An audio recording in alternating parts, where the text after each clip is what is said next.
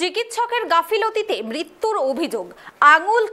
আঙুল কেটে পোস্টার লিখে প্রতিবাদ। নদিয়ার কৃষ্ণনগর জেলা শক্তিনগর হাসপাতালে চিকিৎসার গাফিলতিতে মৃত্যুর অভিযোগ তুলে সরব রোগীর পরিবার। হাসপাতালের ভেতরে নিজের হাত কেটে রক্ত দিয়ে আমার দিদিকে মেরে ফেলেছে ডাক্তার, কাগজে এমনই ব্যানার লিখে গোটা হাসপাতালে ঘুরলেন রোগীর পরিবার তথা মৃতের বোন। মৃতের নাম পূজা সরকার, বয়স আনুমানিক 25 থেকে 26 বছর, বাড়ি কৃষ্ণনগর হাতারপাড়া এলাকায়।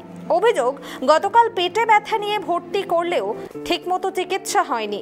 পরিস্থিতি অবনতি হলে পরে কর্তব্যরত নার্সরা ইঞ্জেকশন দেয়, তারপরেই রোগী মারা যায় বলে অভিযোগ পরিবারের লোকজন শক্তিনগর জেলা হাসপাতালে এই ঘটনায় চিকিৎসার গাফিলতির অভিযোগ তুলে হাসপাতাল কর্তৃপক্ষের বিরুদ্ধে একটি লিখিত অভিযোগ দায়ের করেছেন।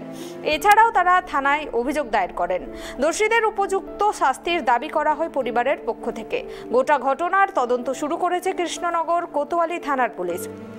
তবে এ বিষয়ে হাসপাতাল কর্তৃপক্ষ কোনো ভিডিও আকারে কোনো বক্তব্য না দিলেও জানিয়েছেন প্রত্যেকটা মৃত্যুই বেদনাদায়ক, ডাক্তারবাবুরা প্রাণ বাঁচান। তবে শোকাহত হয়ে উনি হয়তো এরকম আচরণ করছেন, তবে অভিযোগ খতিয়ে দেখা হবে। ভালো ছিল, ও মরতো না, ওরা ভুল ইঞ্জেকশন দিয়ে আমার দিদিকে মেরে ফেলেছে। আমার দিদিকে ওরা ভুল ইঞ্জেকশন দিয়ে মেরে ফেলেছে। আপনার এই পোস্টার লিখে প্রতিবাদটা কি? আমার দিদি করে ফিরিয়ে দিক। কি দিয়ে লিখেছেন পোস্টারটা? আমার দিদি করে ফিরিয়ে দিক। আমি সিস্টারদেরকে বলেছি আমার দিদি খারাপ অবস্থা, আইসিইউ নিয়ে চলুন। বলছে আমরা নাম পাঠিয়েছি, ওখান থেকে কোনো আসেনি, বেড খালি নেই।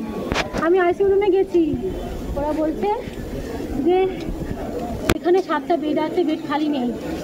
ওখানে রুগী বসে আছে আইসিইউতে। আমি একটু অল্টারনেট করে আমার দিদিকে একটু নিন, আমার দিদির অবস্থা ভালো না, আমার দিদিকে একটু নিন। কোনো ডাক্তারবাবু আসেনি। আপনি হাত কেটে প্রতিবাদটা কেন করলেন? করছে ডাক্তারবাবুকে, ডাক্তারবাবুরা বাইরে রুগী দেখছে। বলছি আপনি কি দিয়ে লিখেছেন এটা? এটা কি দিয়ে লিখেছেন এই লেখাটা? ওইটাই বলতে। আপনাদের কি মনে হচ্ছে একটু যদি বলেন আপনি নিজে মুখে। আমাদের দিকে ফিরিয়ে দিক। না, এই পোস্টারটা কি দিয়ে লিখেছেন? কখন মারা গেছে? সকালবেলা।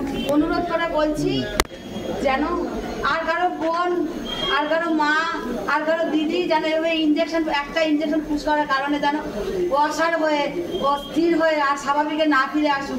এরকম ডাক্তারি যখন এরকম করছে, এগুলো বন্ধ করা হোক। আর তাদের চাকরির ওপর একটু খেয়াল করা হোক। তারা কোথায় কোথায় চেম্বার খুলে রেখেছে সেটা যেন একবার তদন্ত করা হোক। তারা এখানে ট্রিটমেন্ট করার টাইম পাচ্ছে না, সেটা কি কারণে টাইম পাচ্ছে না, তদন্ত করা হোক।